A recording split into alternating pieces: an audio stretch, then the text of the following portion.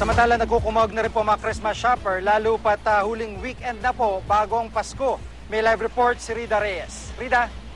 Yes, Jiggy, mula nga kaninang umaga hanggang sa mga oras na ito ay isa lang ang sitwasyon sa paligid ng Divisoria. Siksikan, gitgitan at sobrang traffic sa lahat ng lagusan sa pasok at palabas ng Divisoria. Halos din na nga mahulog ang karayo mga baan sa Avenue sa tabi ng Tutuban Center Mall. Dire-diretso na yan hanggang sa Ilaya. Sa dami naman kababayan nating nagka-Christmas shopping.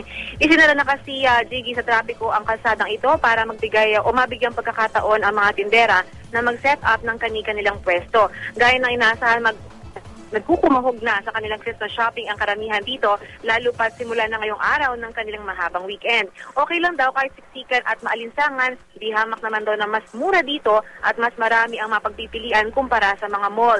Yung iba naman, sinukuan na ang pakikipagitgitan sa pamimili dahil daw sa sobrang pagod. Yung mga tindera naman, wala nang alisan sa kanilang mga pwesto, magdamagan na rin daw sila dito hanggang sa Pasko para makabenta at makabawi ng puhunan.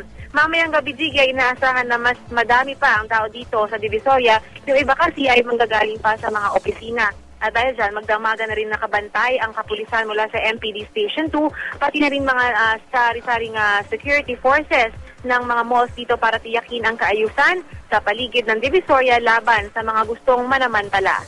Jiggy? Maraming salamat, Rida Reyes.